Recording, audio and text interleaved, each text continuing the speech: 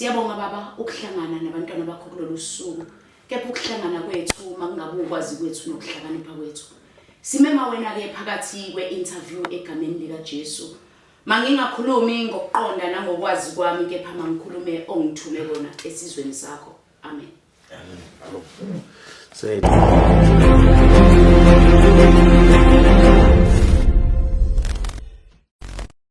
Ngibingelele babukeli beSelect Africa TV kamala mngikwazi wakhe ngoThobisani ngwakamthembu ubuzukulu kaGotshela maGotshela intombi esokeni umsikazi wabezizwe kanti ngizalo skiki uyadela ngoba uyibona yonkana into yomntwana namhlanje ke bafowethu ngithe ake ngihambe njengoba nihleze ningithuma ngathi angobheka intokazi uMamthembu ayingifikile bafowethu thulani ngizongena la kwakhe nizobona nginiphatheleni ukhona uqondisa nje izwe lindani nje nina nizohlala phansi nisibukele kuphina kufunye khona umbuso njengamanje babukeli beSelect Africa TV emakhaya sawubona sikumukele beSelect Africa TV Select Africa TV We, we. Our King Nuwas with Select Africa TV and we are subscribed by bafowethu uhlezi usibuka njengoba ngiphathele izizwe nje Ngiyangithanda kakhulu babukele emakhaya ngiqhubeke njalo ngibuka amavideo ami Babukeli beSelect Africa TV njengengane ethumekayo njengengane ethi abantu abadala mabeyithuma isukume igejime benimfuna bafowethu uMamthembu ningikhalela ama-comment enu bengihleze ngiwabuka njalo hayi sengihambe ngagijimaza ngamfishane sengifikile-ke kuyena ndabomkhulu kabadela Sawubona bhuti wami kunjani? ngiyaphila ndina kuhamba kahle Ngiyaphila ngaze ngavelelwa abalandeli bakho bayengithuma bethi siyamdinga Abalandeli bami bangithanda kakhulu wenza umsebenzi omuhle kakhulu ukuthi ke uhambe ongifuna uzongithola ngethemba ukuthi bazolithokozela leli thuba. Babukeli beSelect Africa TV nginoMamthembu Thenjiwe intokazi ebafowethu yenza into zayo intokazi egcwele umhlaba wonke hey umkhulu wemeli wamadoda iambassador yamadoda siswami Yes bhuti. ake sitshela abantu ubani Mina ke igama lami ngiuThenjiwe ngwakaMthembu ngiqhamuka khona le eBhulwa abantu ke abaningi bayazi iBhulwa yakhelene neDonnybrook ke eqinisweni ngumshana wakhona le eDonnybrook ubaba wami yena owaseBhulwa wabe seyothatha intokazi yasesigodini saseDonnybrook kaMemela kaMaqhini uma ongizalayo uMagambo uMamemela ishenga lentokazi uyayizwe ekhulumela into nje eopen siswami abantu sebekwazi kakhulu isuka plan ukuthi njengoba ula khona namhlanje isuka plan uyakhula le ukukhula khona uzube la ufika kanjani uThenjiwe Mthembu uke wabonakala kakhulu ke wadlula emzimeni ngingathi abantu abaningi abakwazi lokho abanye bayakwazi uThenjiwe Mthembu ngizoveza nje kafushane ukuthi intombazane edlulele khona lapha eWestville ejele ngo2014 uThenjiwe uke wagwetshwa life sentence no 15 years ejele lase-Westville prison egwetshwa inkantolo yaseMgungundlovu ePietermaritzburg ngo2014 ngigwetshwa udili kajele 2014 December so uzozibuza ukuthi ke kuza kanjani Mamthembu ukuthi manje ulana pho it's because ngangalenzanga icala ngangiflenyiwe so latholakala iqiniso inkantolo yabenza ubulungiswa ngase ngiyalandwa khona ke eWestville ngikhishwa ke iappeal ke ngina 2 years ngihleli ngaphakathi ngesikhathi ngihleli ngaphakathi bengixoxa izinkulumo eziningi naboza kwethu ngibona abanye abantu begwetshwa ngathola amaqiniso ngase ngibona ukuthi abanye abantu abawenzanga amacala abanye bawenzile abanye bekuyigameko eyisuswa igender based violence kodwa kwabanye kubukwe iside elilodwa la ngabhekwa iside lamadoda yabe singithinta le ndaba ihlala kumina ukhumbuleke ukuthi njoba ngithi bengingaphakathi nje ngixoxa nabantu abenze amacala nabantu abangawenzanga amacala uthola ukuthi umuntu wesifazane wenza icala elisihluku kumuntu wesilisa uthola ukuthi useyayisola kodwa akakwazi ukuphumela obala noma kanalithuba lokukhuluma ngaleyo yinto so yabese lento ingizwisa ubhlungu kakhulu ukuthi mengibuka ke sengingaphandle ke la bese ngibona khona ngoba ngiphume 2017 uma ngibuka hayibo umhlaba uyanyakaza umhlaba uyaphithizela umhlaba unjena amadoda this amadoda that what about us thina sasisiba bahle kangaka yangithinta ke lento ngiyakhumbula ukuthi bengikwi fasting nga 7 days la uNkulunkulu ekhulume nami khona ngalento yamadoda ukuthi lempi ayikazuphela impi phakathi kwabesifazane nabesilisa uma thina as abafazi singasarende emadodeni because nathi as imbokodo siwamoshile kakhulu amadoda siwahlukumezile amadoda siwazwisile ubuhlungu amadoda sawashaya thina njengabafazi amadoda thina silala namashende emzini yawo sishadile indoda umuzi investe iminyaka kuona bese iyangithatha iyangilobola ngiwunobody ngingenalutho egcineni ngizombonga lowo muntu ngokuthi ngilale neshende emzini wakhe so ke lapha yake Westville sike salithola nethuba nje lokubhalelana nabafana incwadi ngandlela thizeni so bowuhambe ukuzwe ukuthi umuntu ugwebeke ngendlela ongasiyona alibukwanga icala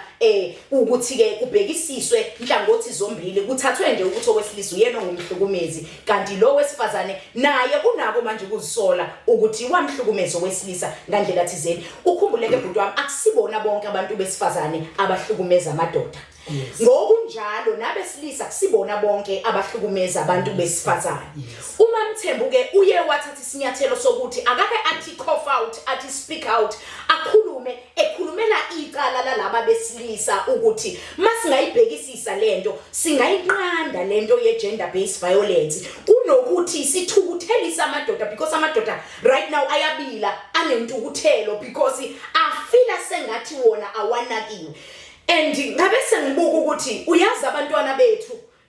njoba bekhula laba babafana bakhula bazi ukuthi indoda yinja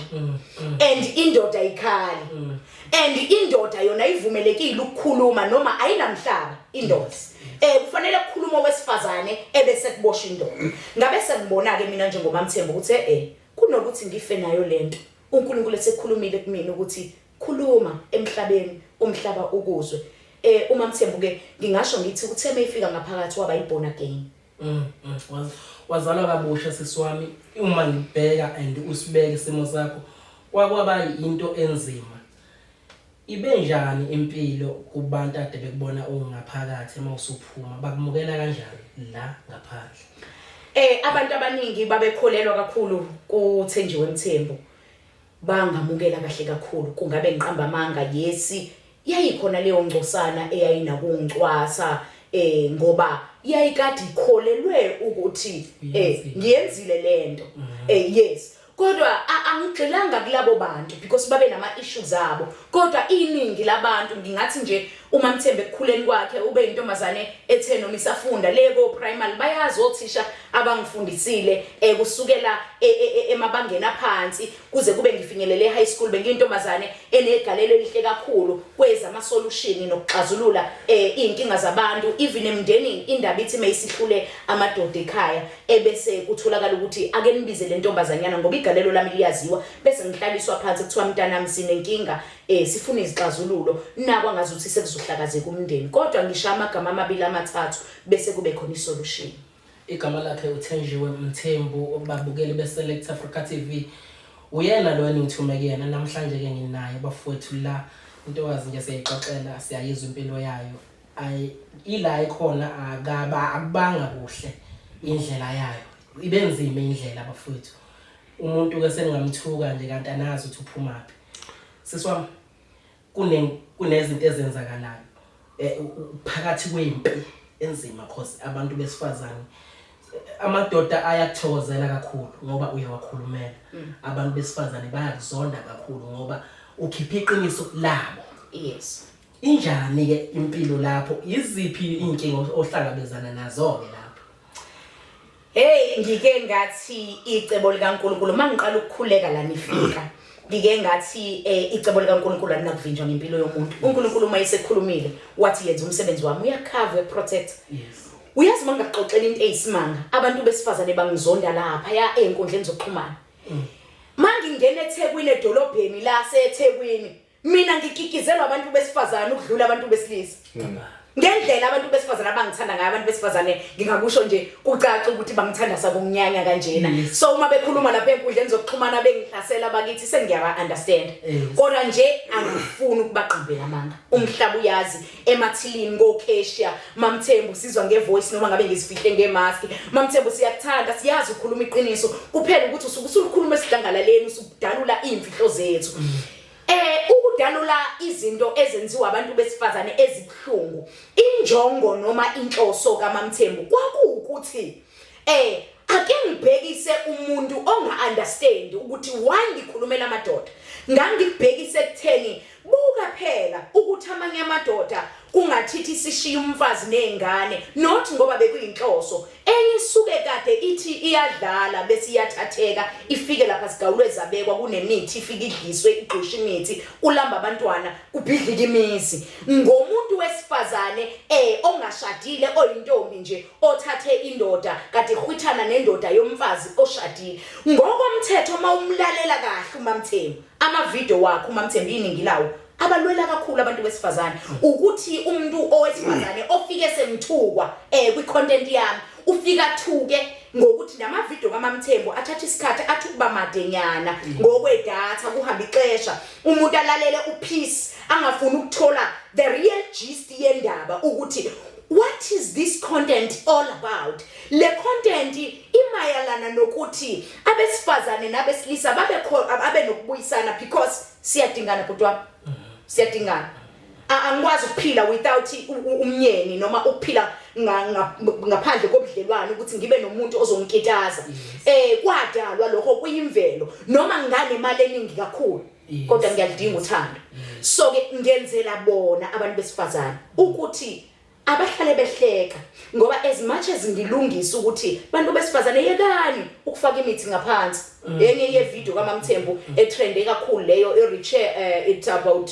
2.2 million manje viewers leyo video leyo ethi bantu besifazane yekani ukufaka imithi ngaphansi kumakuku wenu just to pretend ukuthi ningama virgin ningasiwona kunamadoda alimele akhokha imqoyiso abanye asafuna imqoyiso kodwa indoda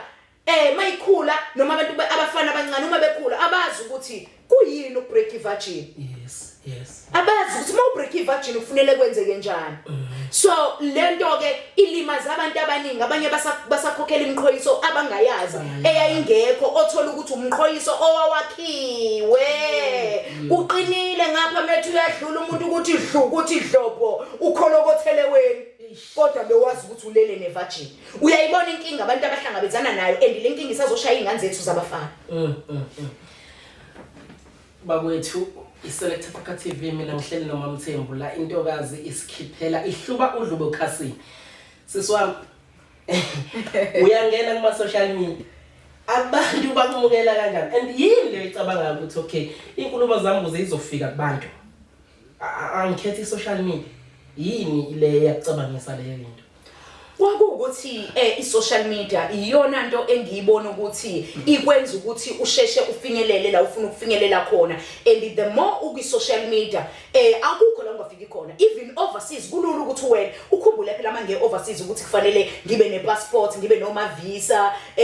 ngibe nemali ukuze ngiye phesheya so ke ngiyodeliver speech phesheya can imagine ufuna ngiyodeliver speech eMpumalanga province angikwazi ukwenza lokho but guess what inkulumo zami ziwelile se-England se-Australia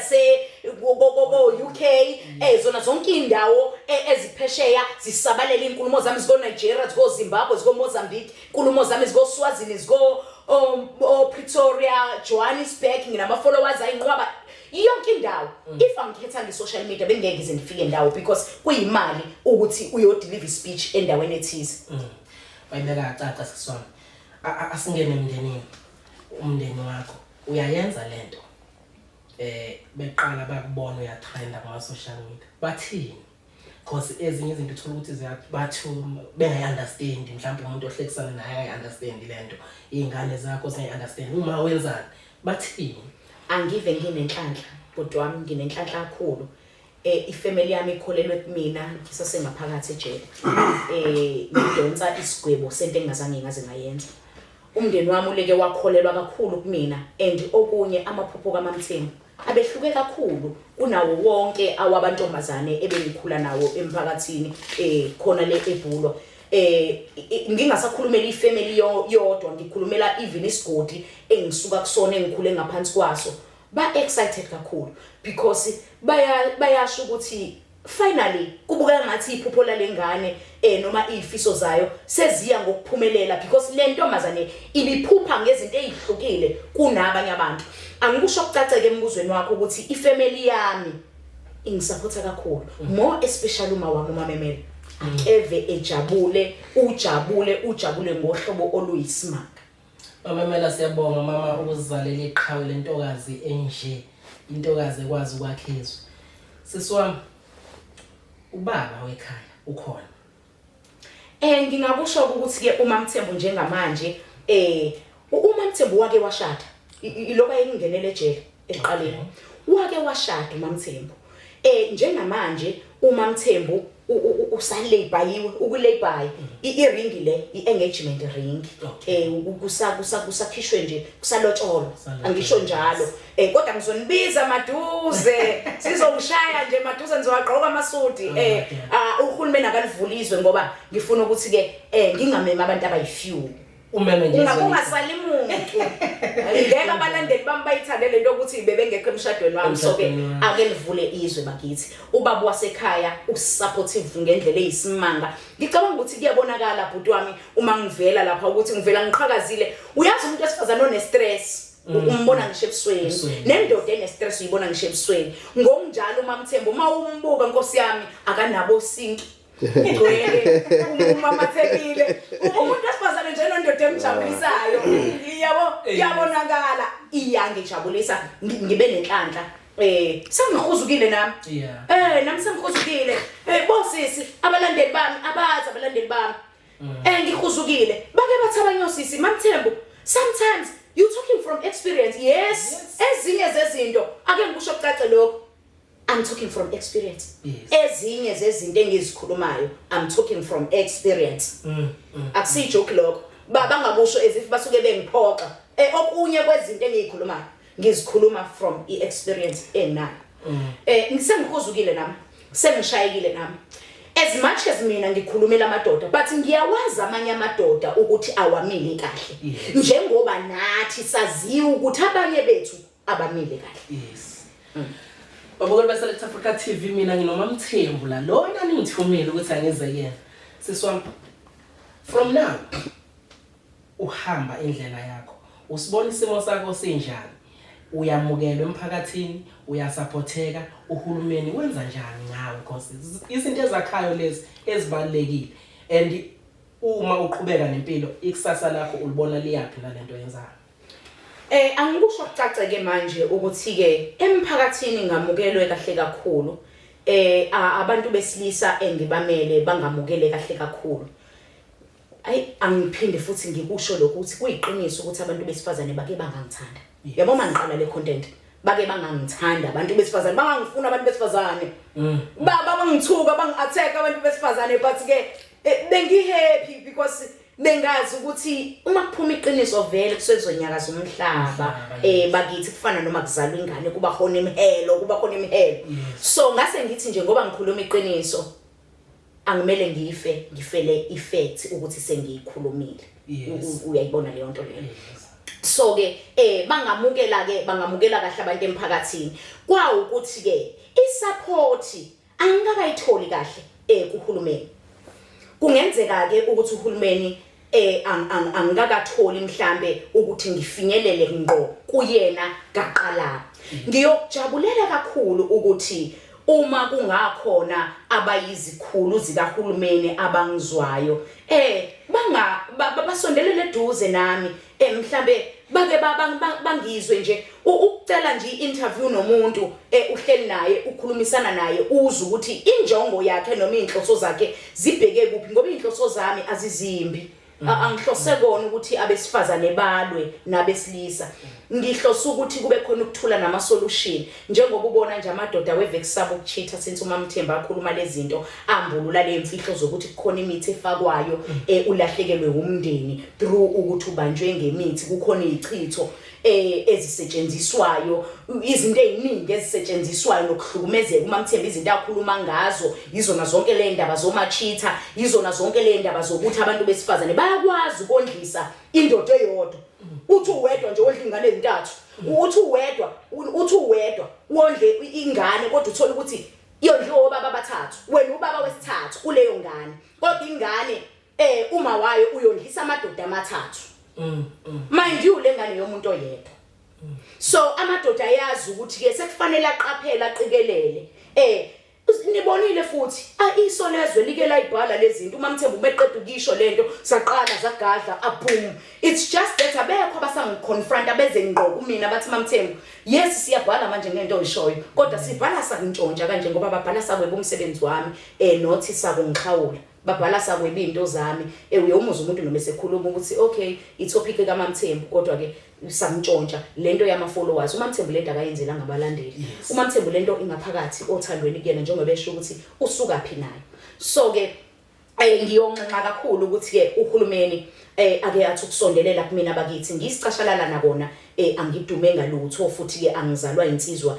okuthiwa ke yayidumile ubaba wami nje uMthembu washona engenalutho futhi ke engakaza sebenza khongishifa angishiyela lona baba kodwa ke nezwi lesichaka malizwakala because kuyenzeka kube khona isichaka esikhuluma isense kubantu kuthi uNkulunkulu usebenza ngento ezidelelekile. Sometimes uma ngingalalelwa mukhulu umehluko ongenzeka uma kuukuthi lento ye gender based violence akulona udlame ohleliwe. Uma ngempela uhulumeni wethu ufuna ama solution kuyomlekelela ukuthi angisebenzise kakhulu. Ngingakusho ukuthi ikhampani leyo uMthombo Wolwazi noMamthembu registered under a non-profit organization.